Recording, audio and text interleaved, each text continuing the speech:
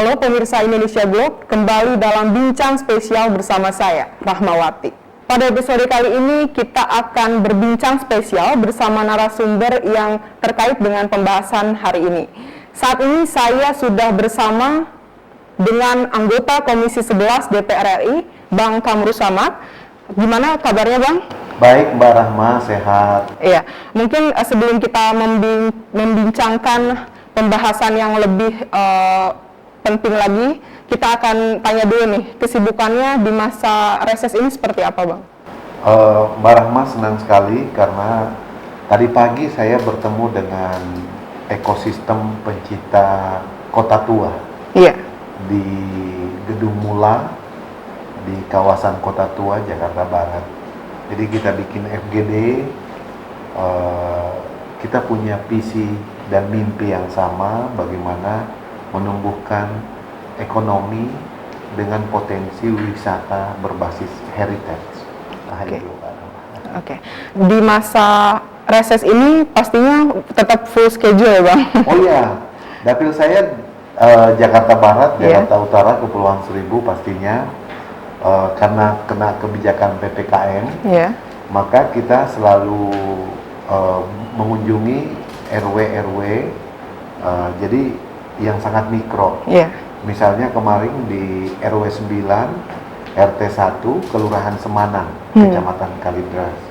Jadi ketemu dengan warga di sana yang terdampak COVID, kita juga menyalurkan bantuan yang mereka perlukan. Oke. Selain berkeliling saat masa reses, kita juga tahu Abang tuh aktif di organisasi ya, Bang ya, di KAHMI, ICMI, Kadin. Mungkin bisa diceritakan untuk terakhir ini kegiatannya apa, Bang, untuk organisasi sendiri?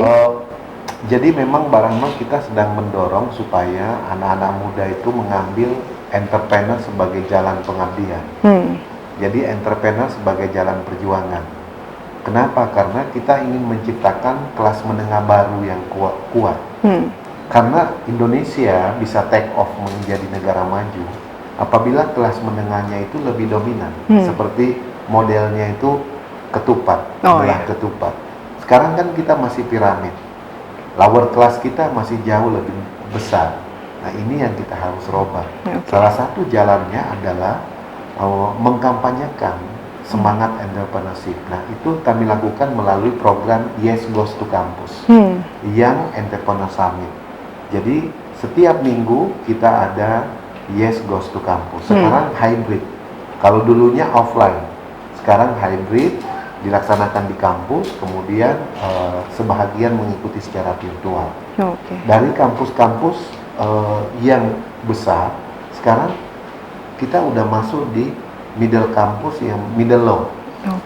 Middle low yang berada di kabupaten-kabupaten yang sebetulnya banyak sekali anak mahasiswa punya minat bakat untuk menjadi entrepreneur, tapi belum mendapatkan satu ruang yang cukup. Misalnya ruang kolaborasi, ruang sinergi, atau juga ada yang punya keinginan tapi perlu motivasi, perlu inspirasi. Nah, itulah program Yes Goes to Campus, setiap minggu kita gaungkan di seluruh Indonesia. Terakhir di Universitas Negeri Padang, dan hari Sabtu ini di Universitas Primagama Kabupaten Pandeglang. Sangat luar biasa. Tapi kita kembali ke topik pembahasan kita awal untuk membahas di sisi Komisi 11-nya nih, Bang. Saya ingin bertanya bahwa saat ini memang belum ditetapkan, masih menjadi wacana dari pemerintah. Untuk bagaimana pandangan Abang sendiri terhadap rencana pemerintah terkait pembebasan gratisnya pajak mobil baru yang baru saja dibahas oleh Menteri Perekonomian, lalu juga Menteri Keuangan, ini masih menjadi pro kontra. Mungkin dari pandangan Abang sendiri seperti apa? Jadi Mbak Rahma, sebetulnya DPR dan pemerintah itu sepakat melihat situasi ini adalah extraordinary. Satu situasi di luar daripada kebiasaan. Luar biasa, karena itu Presiden pada 30 Maret 2020 mengeluarkan Perpu nomor 1 tentang penyelamatan sistem keuangan negara dan industri keuangan nasional. Nah, DPR kemudian menyetujui dan ditetapkanlah menjadi Undang-Undang nomor 2. Kalau kita sepakat dalam koridor bahwa situasi ini extraordinary, berarti arah kebijakan pemerintah harusnya memakai skala prioritas. Sekarang apa extraordinary-nya? Angka pengangguran meningkat, angka kemiskinan meningkat, lapangan pekerjaan tidak tumbuh, investasi stuck, bahkan terkontraksi, dan pertumbuhan ekonomi minus. Yang harus kita lakukan adalah melihat sektor-sektor yang masih bisa survive selama pandemi ini. Nah, ada 3 sektor yang bisa survive, Mbak Rahma. Yang pertama agro, yang kedua digital, ICT, yang ketiga adalah healthcare, industri kesehatan. Itu artinya kalau kita ingin supaya pertumbuhan ekonomi ini cepat rebound, maka 3 sektor ini harus kita dorong, berikan akselerasi dan afirmasi kebijakan. Nah, pertanyaannya kemudian, berapa besar tenaga kerja dari sektor pertanian?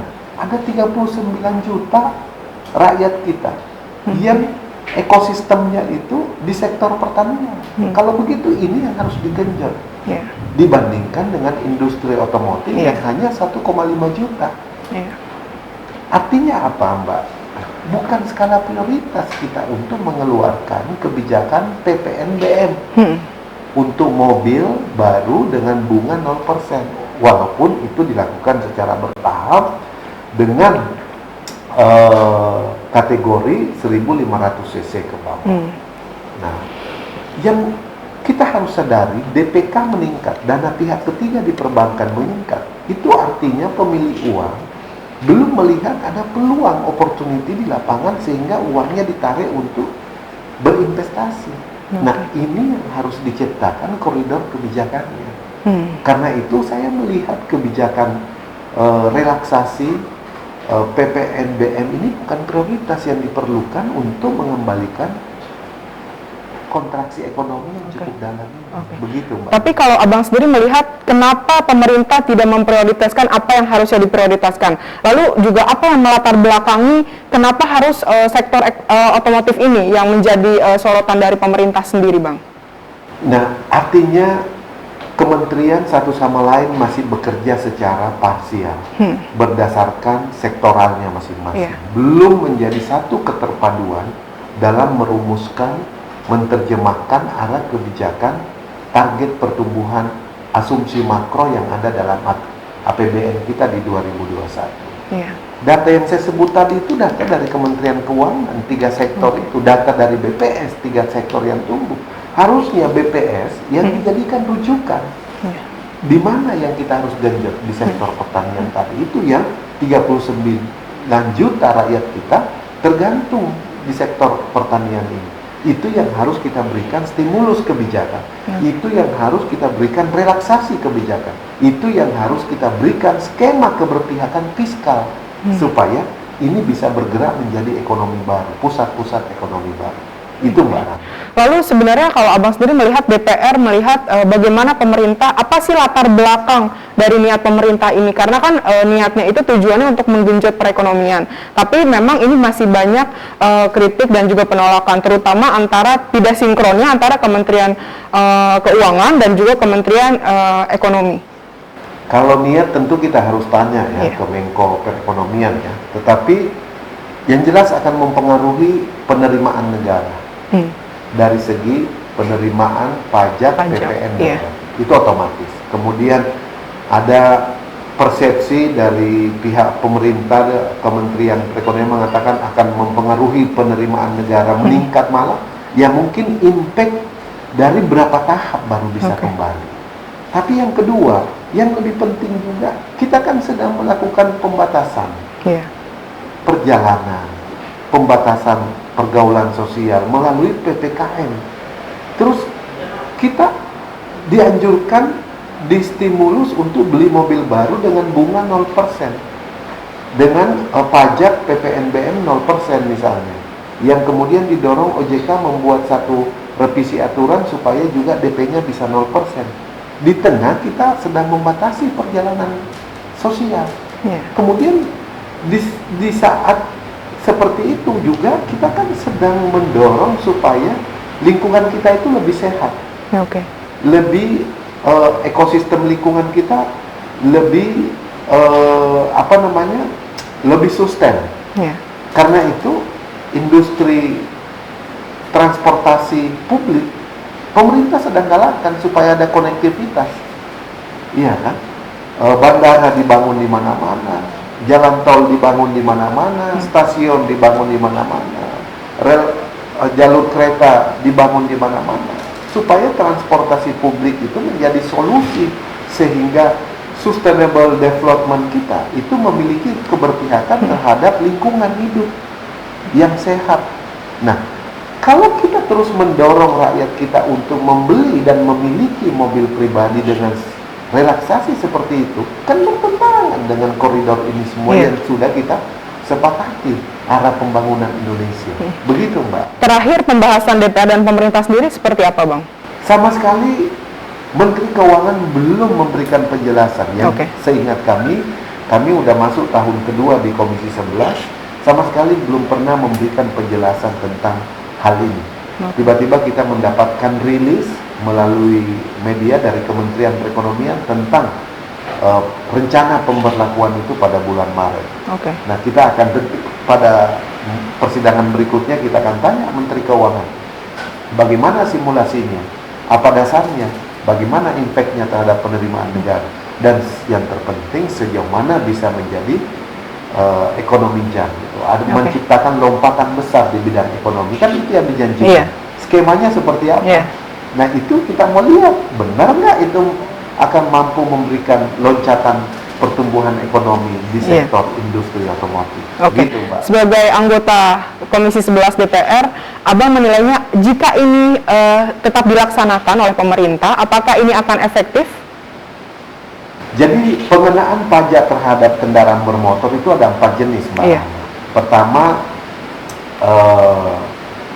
PPN, kemudian PPNBM, kemudian pajak balik nama, kemudian pajak pertambahan nilai. Nah, ini yang masuk ke Pemda dan juga balik nama. Nah, yang PPNBM ini yang mau diberikan relaksasi menjadi 0%. Kenapa pemerintah melakukan ini? Karena sebetulnya memang supaya industri transportasi nasional kita itu bisa tumbuh. Iya kan, sehingga orang semakin familiar, dan itu sejalan dengan arah negara-negara yang tergabung dalam G20. Negara-negara maju yang di mana-mana industri transportasi darat, laut, udara itu sudah terjadi konektivitas. Nah, kita juga akan menuju ke sana.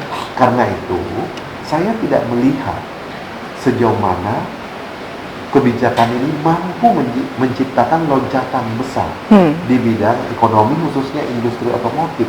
Gitu. Tapi mungkin kalau Abang melihatnya, apakah ini ada dari kebijakan ini ya, apakah ini ada kepentingan khusus dari orang-orang tertentu yang mencetuskan ide ini, Bang?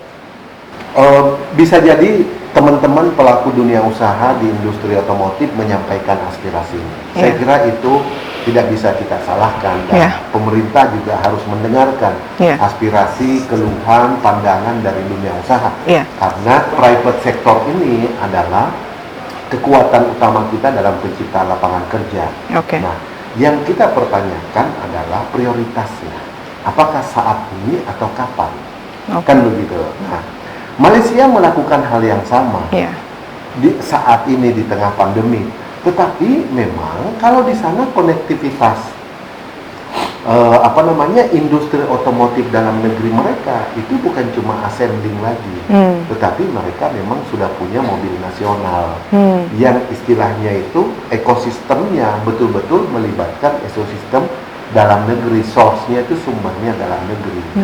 Nah, kalau kita tentu juga mendorong ke arah sana, dan percepatan bagaimana industri otomotif ini dari hulu sampai hilir itu betul-betul mulai dari SDM-nya, mesinnya, kemudian assemblingnya, kemudian sampai kemudian penciptaan brand-brand barunya, itu semua dikelola oleh putra-putri terbaik kita. Itu yang kita harapkan. Pertanyaan Mbak Rahma, apa ada kepentingan? Jelas ada kepentingan. Menurut kita, kepentingan untuk membantu dunia usaha itu tidak salah. Tetapi timingnya kapan? Waktu yang tepat kapan? Ini yang kita harus lakukan. Nah, itu kecuali misalnya di industri otomotif ini itu bisa menciptakan lapangan kerja baru. Iya. Ini yang kita harus pikirkan kira-kira. Begitu, Mbak. Pertanyaan terakhir, Bang. Nanti jika ada pertemuan lagi setelah masa reses selesai di persidangan berikutnya, sebagai anggota Komisi 11 DPR yang mewakili masyarakat, pastinya harus yang menguntungkan kebijakan ini bagi masyarakat banyak. Apa yang ingin Abang sampaikan bersama pemerintah nanti di rapat? Pertama harus Menteri Keuangan sebaiknya mengkaji ulang kebijakan. Oke.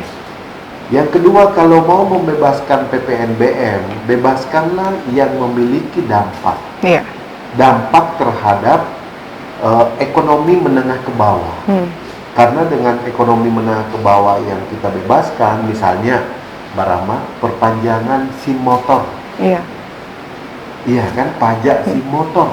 Itu kan puluhan juta, bahkan mungkin ya ada puluhan juta rakyat kita yang setiap tahun melakukan perpanjangan SIM misalnya, dan seterusnya. Nah, kalau ini dilakukan, diberikan stimulan, mungkin mereka bisa lebih, biaya pajak perpanjangan SIM-nya mungkin bisa jadi mereka bisa gunakan untuk kegiatan produktif yang lain.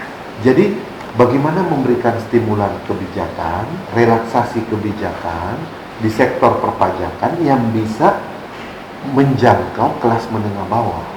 Ini yang menurut kita harus diprioritaskan. Yang kedua, yang harus menjadi perhatian Menteri Keuangan itu adalah membuat klaster industri mana saja yang kira-kira SDM yang diperlukan, tenaga kerjanya yang diperlukan itu juga adalah mayoritas tenaga kerja yang berasal dari putra-putri terbaik kita. Nah, disitulah yang harus kita genjot. Nah, yang ketiga, yang tidak kalah penting, kita kan sudah memberikan dana PEN, dana pemulihan ekonomi nasional yang disalurkan melalui perbankan untuk industri korporasi yang karyawannya di atas 300 orang dengan bunga single digit supaya bisa menstimulan. Sekarang kita kasih pajak, pembebasan pajak lagi. Kalau begitu kontraksi terhadap penerimaan negara makin tajam. Artinya kita harus menambah utang lagi untuk menutup kekurangan APBN kita ke depan akibat kebijakan yang belum menjadi prioritas untuk saat ini. Begitu, Mbak. Kita berharap agar nantinya pembahasan DPR bersama pemerintah juga menghasilkan keputusan atau hasil yang menguntungkan bagi masyarakat. Seperti itu. Itu harapan kita. Mudah-mudahan Menteri Keuangan memiliki kajian yang mendalam dan bisa memberikan pandangan kepada kita dan masyarakat supaya prioritas utama setiap kebijakan itu adalah kepada kepentingan masyarakat kita. Baik, terima kasih banyak Bang atas waktunya. Nanti kita akan membahas hal-hal atau isu-isu di bincang spesial di episode yang berikutnya dengan topik yang lebih hot lagi ya Bang ya. Ya, demikian wawancara saya bersama anggota Komisi 11 DPR RI Kamru Samad. Jangan lupa saksikan terus video di YouTube channel Indonesia Globe dan juga website Indonesia Globe. Akhir kata saya ucapkan terima kasih dan sampai jumpa di episode selanjutnya.